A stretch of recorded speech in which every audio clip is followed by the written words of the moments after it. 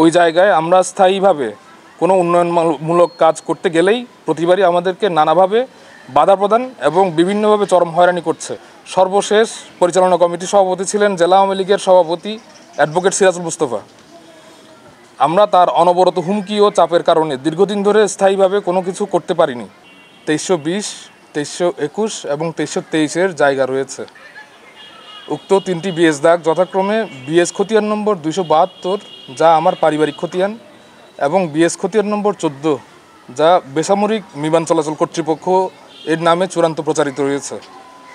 উক্ত বিএস দাগ 2320 ও 2323-এর আন্দর আমার বিএস খতিয়ান নম্বর 272-এর অন্তর্ভুক্ত জমির পরিমাণ যথাক্রমে বিএস দাগ 2320-এ 0.62 একর এবং বিএস দাগ 2323-এ 2 একর 71 শতক জমি রয়েছে।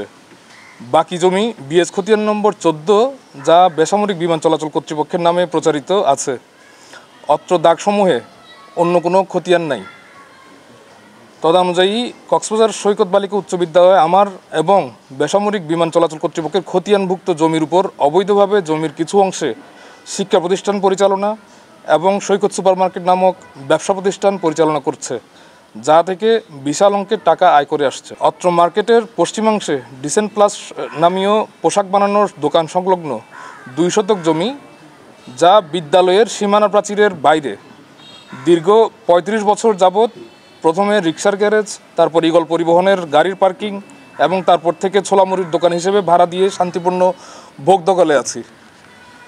উক্ত জমি যেহেতু আমার এবং বেবিচক এর খতিয়ানভুক্ত জমি, তাই আমাকে এবং বেবিচক দুই পক্ষকে বিবাদী করে বিদ্যালয় কর্তৃপক্ষ 2003 সালে কক্সবাজার সিনিয়র সহকারী জজ আদালত সত্য ঘোষণা এবং বিএস খতিয়ান অশুদ্ধ ঘোষণার প্রার্থনায় একটি মামলা দায়ের করেছিল, যা আদালত পরিবর্তন হয়ে বর্তমানে বিজ্ঞ কুতুবদিয়া সহকারী জজ আদালতে বিচারাধীন আছে।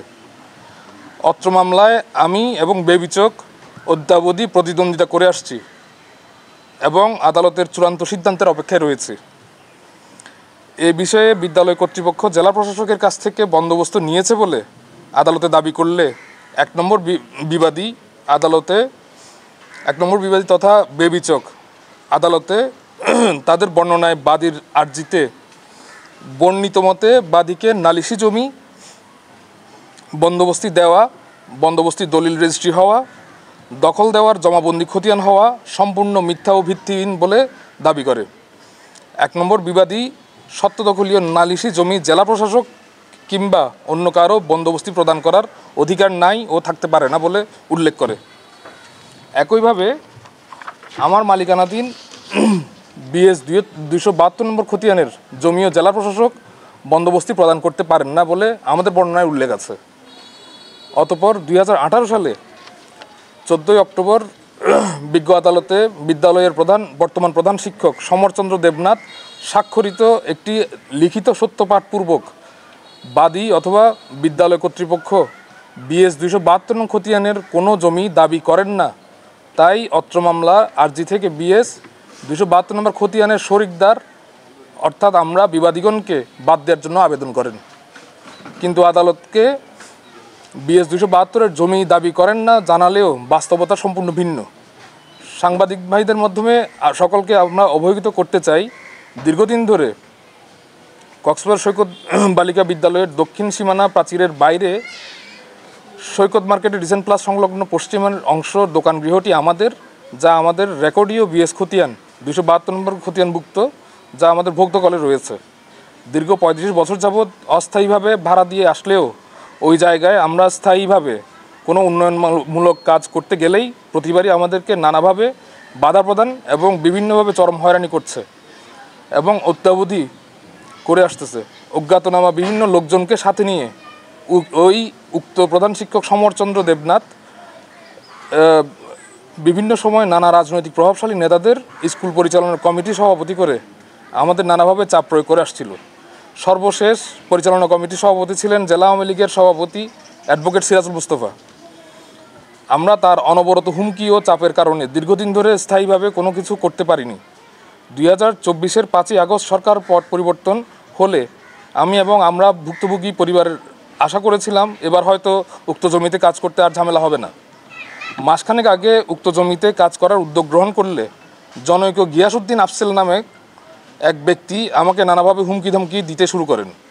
নিজেকে স্কুল কমিটির দায়িত্বশীল দাবি করে এবং সাক্ষাতে আমাকে মিথ্যা মামলা জড়ানো এবং উক্ত জমিতে কোনোরূপ কাজ না করার জন্য ফোন করে হুমকি প্রদান করেন, যার কল রেকর্ড আমার কাছে সংরক্ষিত আছে। মীমাংসার নামে আমার জায়গায় বহুতল ভ্রমণ করলে একটি ফ্লোর তাকে অথবা বিদ্যালয়কে লিখে দেওয়ার জন্য আমাকে অনৈতিকভাবে প্রস্তাব দেন। এটারও অডিও রেকর্ড আমার কাছে সংরক্ষিত আছে। একই সঙ্গে নানাভাবে মিথ্যা মামলা দিয়ে গ্রেপ্তার সহ পুলিশের মাধ্যমে হয়রানি করবে বলে হুমকি দিচ্ছে। আমরা এই সকল ষড়যন্ত্রে অত্যন্ত শঙ্কিত। আমি এবং আমার পরিবারের সদস্যগণ আশঙ্কা করছি বিদ্যালয়ের প্রধান শিক্ষক সহ ওই ব্যক্তি আমাকে মিথ্যা মামলায় হয়রানি সহ স্কুলের কোমলমতি শিক্ষার্থীদের জমি দখলের মতো একটি অনৈতিক অবৈধ কাজে ব্যবহার করতে পারে। প্রধান শিক্ষক সমরচন্দ্র দেবনাথ এবং কথিত রাজনৈতিক নেতা জনৈক গিয়াসউদ্দিন আফসেল বিদ্যালয়ের নাম ব্যবহার করে তাদের ব্যক্তিগত লোভ এবং স্বার্থ চরিতার্থ করার মতো একটি অনৈতিক কাজে ব্যবহার করতে না পারে সেদিকে যেন সদয় দৃষ্টি রাখেন। বিদ্যালয়ের নাম এবং প্রধান শিক্ষকের পদবি ব্যবহার করে ব্যক্তিগত লোভ ও লোভের বশবর্তী হয়ে আমার খতিয়ানভুক্ত জমি অবৈধ ও বেআইনিভাবে জবরদখলের অপচেষ্টা ছাড়া আর কিছুই নয়। এখানে উল্লেখ্য যে অন্যান্য বিবাদীসহ সরকারের বিরুদ্ধে আমাদের BS 272 নম্বর খতিয়ানের জমিতে আমরা বাদীর পক্ষ সত্য ঘোষণার জন্য 1993 সালে এক মামলার কক্সবাজার জেলা জজ আদালতে অর্থাৎ বাদীর পক্ষে উক্ত খতিয়ানের জমিসমূহে বাদীর সত্য ঘোষণা করে এবং একই সাথে রাষ্ট্রপক্ষের বিপক্ষে চিরস্থায়ী নিষেধাজ্ঞা আরোপ করে। এই ব্যাপারে রাষ্ট্রপক্ষ উচ্চ আদালতে হাইকোর্টে গেলে